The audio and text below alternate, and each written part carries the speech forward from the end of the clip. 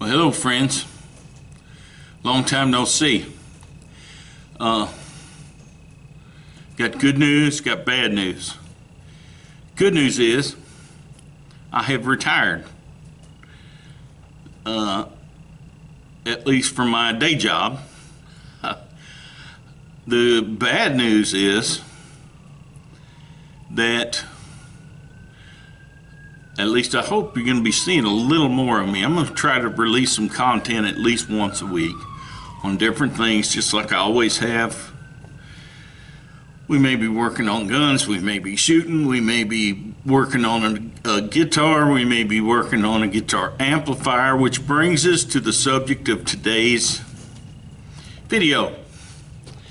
This is a Fender Champ, and as you can see, it has the epic fail that all modern Fenders have. It had a plastic input jack with legs wired directly to the board. It looked something like this. And you know what happens to this?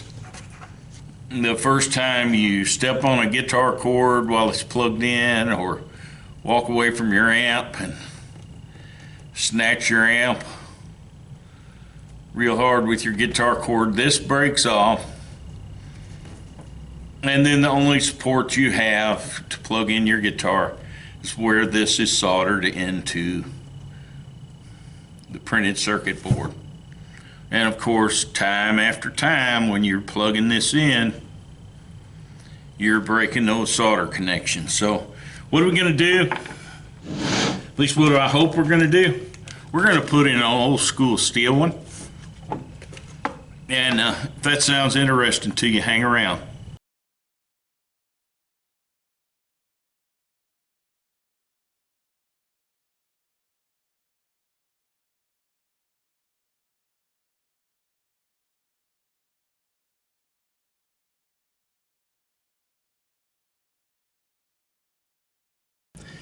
It's a very simple thing.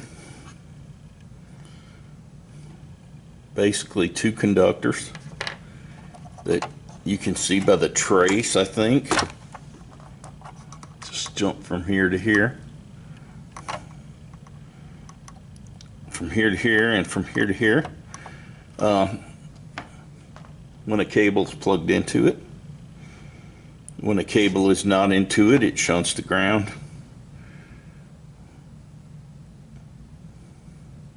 Very simple to fix, I hope. What I don't know is if I'm going to have to cut off the end of this board and able to fit a new one in there.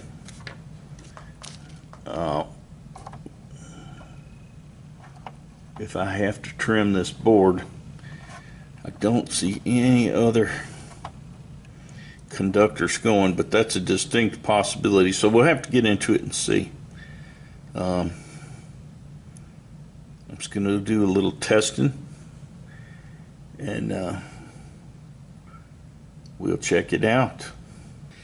All right, I temporarily wired the standard jack. If you'll notice, it doesn't have a shunt to ground, so because I don't happen to have one of those Switchcraft input jacks with a shunt to ground in the shop. So I'm not going to put one on here. I don't care if you get a little shh when there's not a guitar plugged into it, you know. But the good news is the jack is indeed what was wrong with it. So we're going to install this one. Not as easy as it sounds, because you have, let me shut this off. It's not as easy as it sounds because this is all metal. And it will ground out to the face of the amp, which I have covered up at the moment to prevent anything from shorting out. So what we're going to have to do is expand this hole, and we're going to have to put a sleeved insulating washer in here so that we don't create a ground loop. So I've got it installed. Quick how I did it. This thing comes with plastic, right? That means it doesn't ground to this chassis. So if you put a metal one in, you have to isolate it to keep from grounding to the faceplate. First thing you do is place a fiber washer on the input, and it's after you drill it out. I just had to drill it out. I drilled it out with a step bit, just one more bigger than it would go. Put this on the input. When I poked it through, I put this washer.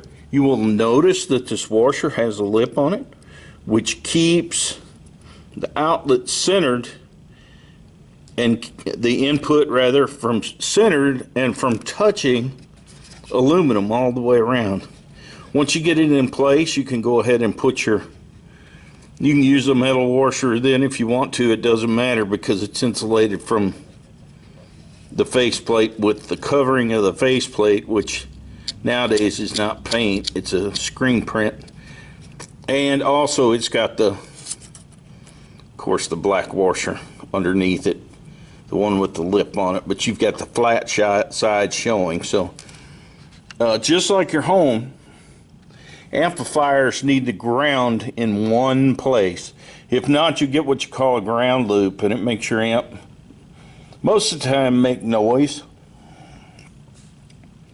that's hard to trace down unless somebody happens to seize where something's been replaced and they go in and check, see if there's a ground loop. Now the good news is that once this thing hooks up, I believe everything grounds from the faceplate to here, because you'll notice these are all metal. So I think it does, but just in case, I went ahead and insulated that. I've tried it, works fine, all the effects work fine. So we're gonna get it assembled and I'll show you how it works.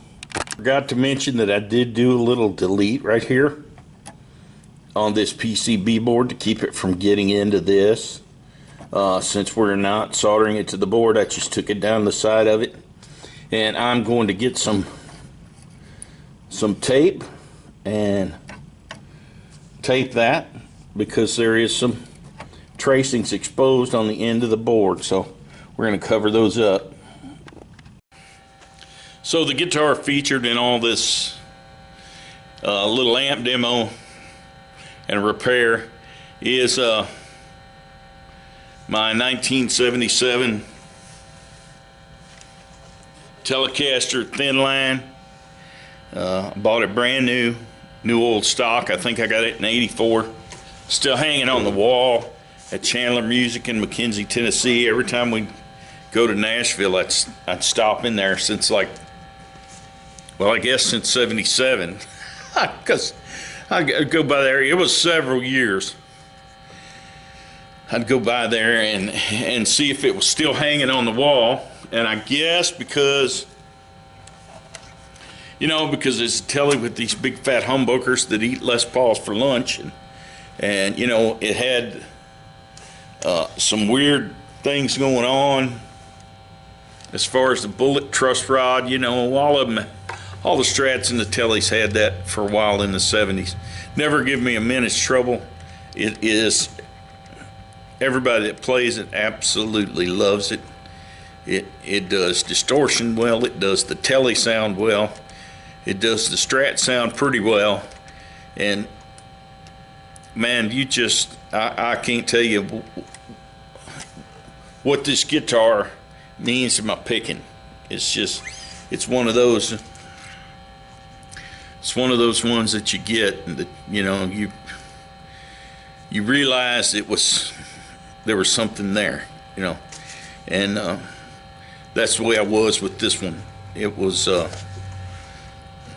just ever since I've had it, it's been an awesome playing guitar. Still in really good shape. It's got some dings, got some You know, got some finish crazing going on here. Got some little wear on the top there from my arm. Believe it or not, the frets still look fairly decent. I guess that's because I've never been a,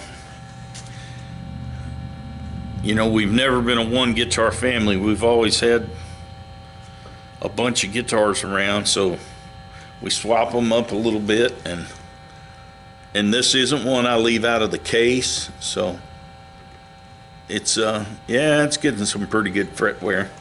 Heck, it should be. I don't know how the amp's gonna sound. I'm just using the mic on the camera, so you know, I didn't hook it up and mic the amp and put it through a board and, you know, edit the sound any. It's coming from the camera mic, so you know, I won't expect it to be superb. But let me plug this in.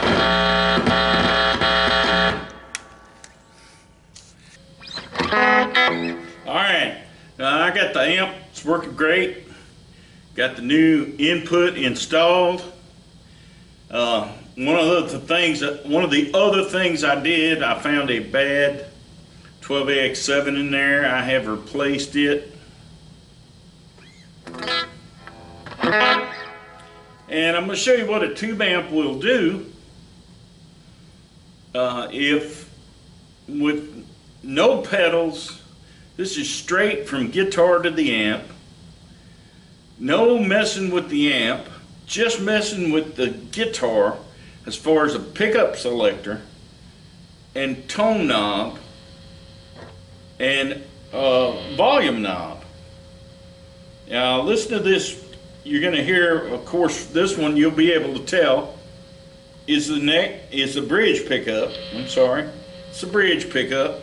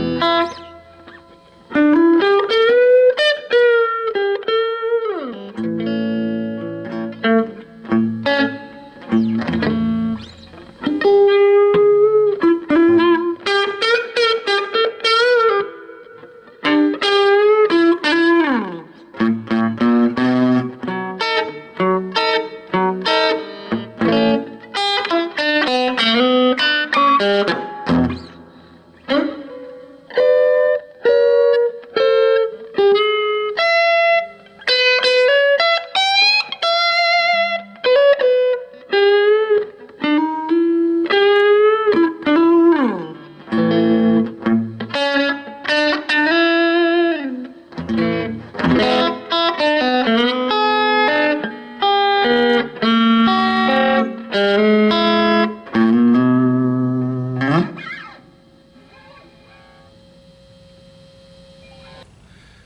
right, y'all have a great day. Thanks for tuning in.